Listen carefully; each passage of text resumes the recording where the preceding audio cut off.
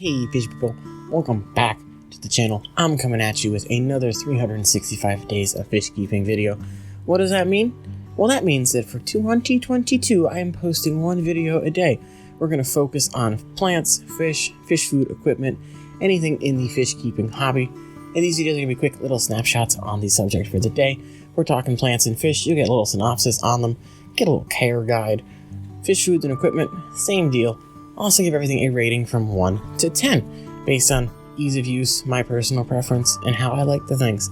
As always, thank you so much for the continued support in all the videos, but please, if you have not, remember to smash that sub button, and let's get right into the video.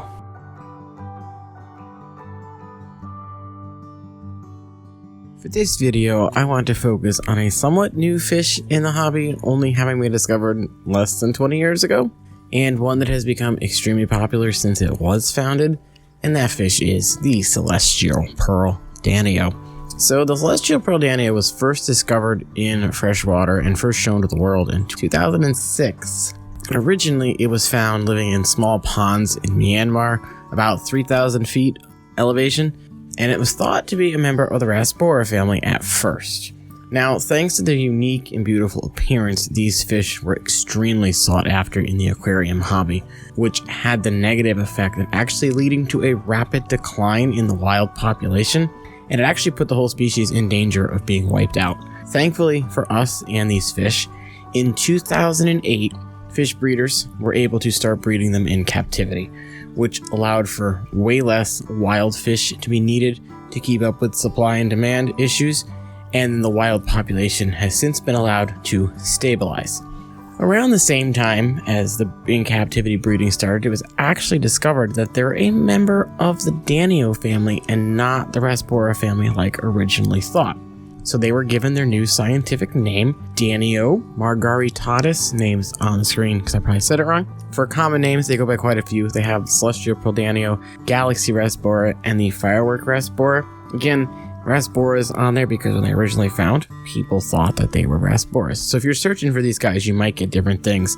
Galaxy Rasbora and Celestial Pearl Danio are the two that I've heard them most.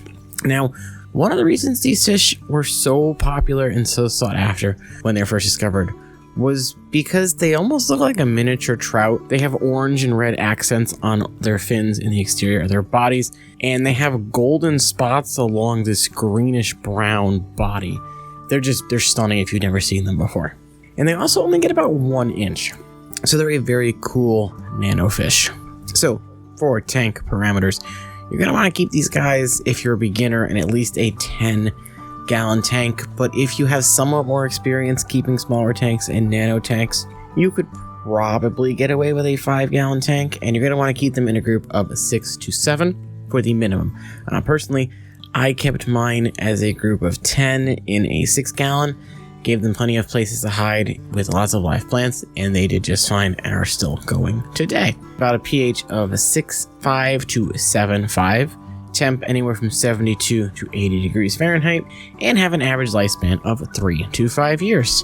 Now, they're going to stay mid to bottom level in your tank, so you'll want some kind of slow sinking pellet to feed them, so that they can find it easily enough. Now, they are omnivores, and I fed mine a steady diet of Hikari micro pellets, and then Hikari freeze-dried tube fix or bloodworms, and what I did is I stuck that in some water, shook it up, and then dumped that directly into the water column so they could find it. And then just recently, in the last 6 months, I've started giving them extreme nano as well.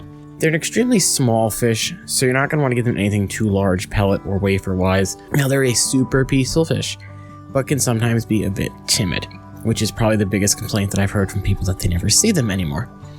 So I would say, if you're going to put these with tank mates, keep them with similar sized nano fish so they're not too afraid to come out and they'll be more active for you. So I kept mine with a beta fish and a mono shrimp, and they did just fine.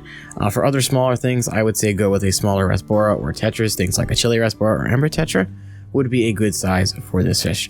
Now, generally, when you're determining the male to females, males are going to be more slender than females, and their bodies are going to have a thinner profile, where females are going to tend to be slightly bulkier in size and have duller colors than the males. They're also very popular because they're a hardy nano fish, and you can easily take care of them as a new time fish keeper. As long as you keep their water clean, you're not going to have any issues. They will also go great with live plants, which again added to their popularity amongst aquascapers, because they're not going to eat your plants or dig at your substrates. They're also fairly easy to breed if you have some mosses or a spawn mop in your tank, though I did not breed mine as of yet.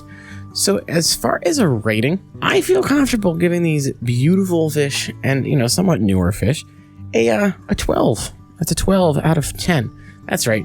These fish are so awesome in appearance that I'm giving them a more than perfect score for their appearance, their temperament, and ease of care.